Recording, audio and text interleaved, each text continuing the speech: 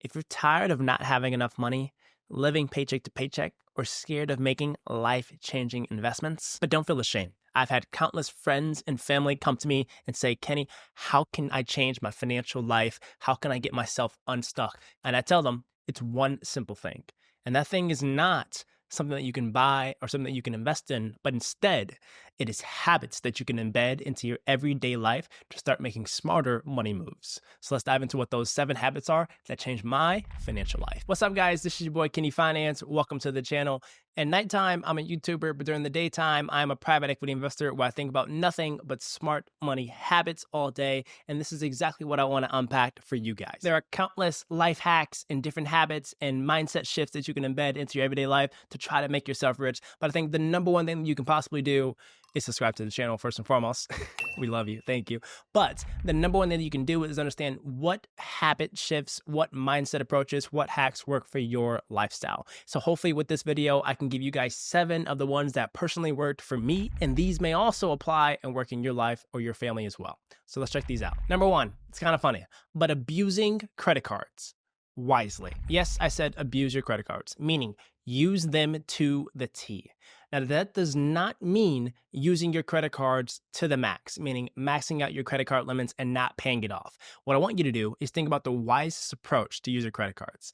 And what's the purpose of a credit card anyway? It's to give yourself leverage to make purchases ahead of time and free up some cash flow. I like to think of credit cards as serving 2 core purposes.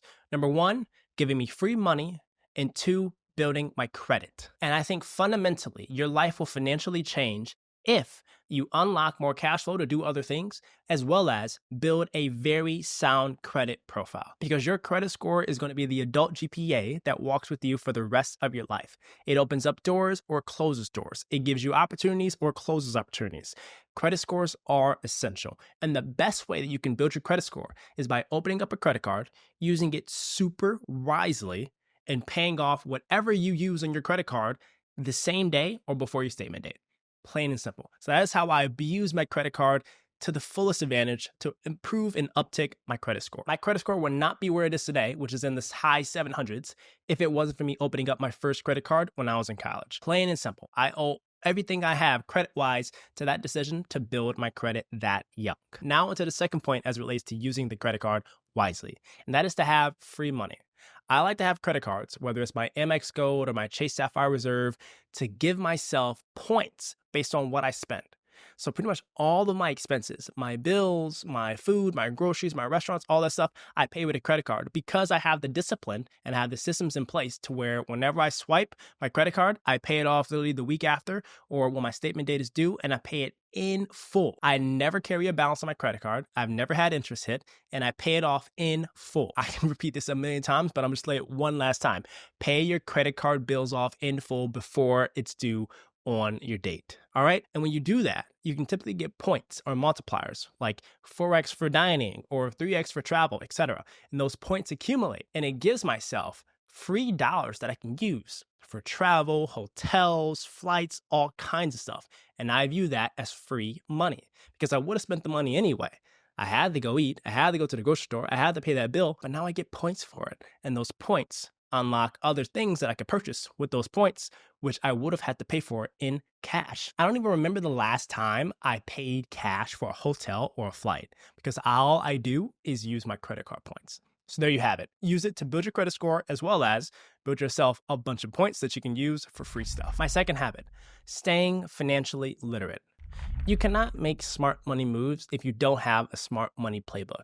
That is based on the things that you consume, the books you read, the newsletters that you look into, the YouTube videos that you watch. You need to be financially literate and surrounded by smart financial advice every single day. Because the smarter you are, the more you understand opportunities, the more you understand a smart playbook as it relates to your dollars, the better you're going to be off financially. You're going to make wiser decisions with your money. It's that simple. But then also stay on top of the news. Like, the financial world is changing every single hour. So stay on top of the news that is impacting whether or not your investment portfolio is going to go up or go down. And my key way of having the habits is every week I like to watch YouTube videos on key finance topics, whether it's like rewatching my own videos on my YouTube channel or checking out Cody Sanchez or checking out Nisha. I love those YouTubers because they talk about really sound stuff and they know what they're doing. And then also I have a newsletter that I read every single Friday that I made, FYI, called Tomorrow's Fortune. And it summarizes the key news impacting the stock market, as well as the key news in AI. And then my favorite part is it gives a side hustle idea for passive income to unlock a couple $100 every single month. So make sure you guys subscribe to Tomorrow's Fortune in the link down below and never miss a beat when it comes to weekly financial and AI news. Next habit, this relates to your job and your career, is monitoring my market value. When you're working at a place, you typically get a paycheck or annual salary or any type of compensation as it relates to your time. And that, my friends, is called your market value. And what I like to do is I like to constantly monitor my market value to make sure that if in my current job, I'm getting paid fairly and I have a roadmap of opportunities to grow, earn more income, and get promoted. But also stay on top of what's happening with competitors and folks in other careers that are similar to mine that I can possibly move to get a higher paycheck and higher income. So I always love to keep tabs on whether or not I have my market value appropriately priced or below price or above price. Because if I'm getting paid under what my market value should be, guess what? I'm gonna march myself into my boss's office and say, hey, I looked at the comps for similar roles and similar geographies. I should get paid 20% more. And I'm gonna fight for it. And I'm gonna say, here's my proof. Here's my contributions to the company. You guys wouldn't be anywhere where you are today if it wasn't for me. So I expect a 20% pay increase.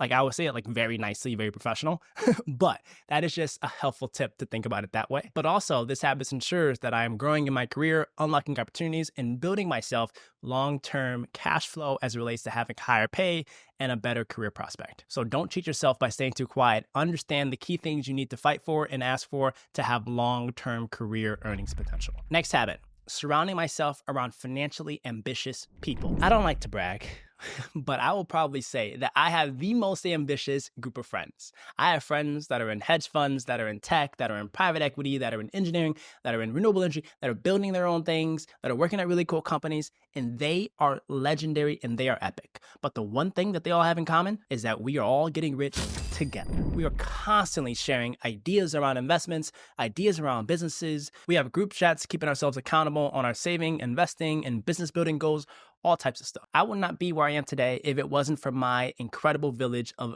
financially ambitious friends. Like I love these guys and gals. And I highly recommend for you to surround yourself around folks that encourage you to make smart money decisions. If you look around your circle and you are surrounded by nothing but consumers, meaning folks that one, make money, but then two, spend every dollar that they have, get rid of them. You don't need them, all right? If you need a friend that's a smart money friend, I'm your friend. Just hit that subscribe button, okay? But if you're around people that are not encouraging you to make the smartest decision with your dollars, it's hurting you long term. So surround yourself by folks that inspire you, that motivate you, that provide and share as many resources in their network as possible. Don't be around people that financially gatekeep. Like that's the worst thing that someone could do. Like this is a community where we don't gatekeep anything. If you want to know anything about money, you let me know and I got you. All right. But surround yourself by folks that are going to get you to that next level, that are going to encourage you to start that business, that are going to encourage you to invest your money, that are going to encourage you to downsize, cut your expenses, move back in with your parents because it helps you save money, it unlocks free cash flow, and helps you build longer term wealth. Be around friends that care about the 50, 60, 70-year-old version of you, not just the 20 or the 30-year-old version of you. All right? Because me personally, I want to see you pass down generational wealth. I don't want to see you wearing Prada sneakers. Okay? So focus on surrounding yourself by people that help you move up financially. Next one, investing as early as possible. This one is fundamentally one of the most important habits that you can make as a financial wizard, and that is investing your money as early as possible. And that is because of one simple element: compound interest. A little bit of story time. In 1957, that is when index funds really came about as like a really popular way to invest into the stock market. And an index fund is essentially a basket of stocks. Now, since 1957, all the way to 2024, approximately 67 years, the average return of an index fund has been around 10.5%. And what's crazy is if you put $10,000 into that index fund of the S&P 500 index fund 67 years ago in 1957, and you just let it sit, you didn't put any more every single year, you just let it sit and let it grow, get 10.5% on average every single year, you would have been sitting at $8 million. That is because that one individual that was around in the 1957s, definitely not me, decided to invest early. So I highly recommend that you give yourself not just 1 year to invest, but 10, 20, 30, 40, 50, 60, 70 years to invest to let compound interest work for you. Because that is the magic of investing. It's not in the buying and selling and trading every single day. It's in the long-term compounding impacts of the markets. So invest early. But then also, if you have the cash to do so, invest regularly. I don't know the number off the top of my head, but if you let 67 years of compound interest grow with $10,000 and you invested 10 grand every single year, it's a big number. You know what? Give me like 3 seconds to find out what that number is. Okay, I did the math. But while I did the math, hopefully you subscribe to the channel. But you would have had $85 million by investing 10 grand every single year, letting it sit for 67 years, and getting a 10.5% return. $85 million. Yo, that's cash. All right, we got 2 more. Next, upgrading my budget. I improved my budgeting lifestyle by being reactive to proactive. Reactive meaning money used to come in, I didn't know what to do with it. I used to pay bills and then try to figure out the rest. But now I'm extremely proactive. Months in advance, I already know what kind of plays to make with my dollars. And fundamentally, here's the easiest thing that you can do. You can follow the 50-30-20 rule when it comes to budgeting. So 50-30-20 rule. This is a very simple concept that says 50% of your income should be spent on your needs. Think of this as housing, car expenses, utility, medical bills, anything that you need to live, 50% should go towards that. Next is 30%. 30% should go towards your wants, like dining out, gym memberships, non-essential things. And then lastly, 20% towards saving and investing. It is a very sound budget. It is easy to categorize, and I highly recommend that you find an approach that works for you, but that generally works for a lot of people. And if you need help systemizing that, I have a free template down below where I give you guys a free 50-30-20 budget tracker that you can input all of your expenses and your income and help you stay on track with your budget every single week. So check that out down below. I'm just like full of freebies. You know why? Because we don't gatekeep. Boom. But also pro tip, if you want to really boss your life up, I highly recommend swapping that 30 and that 20.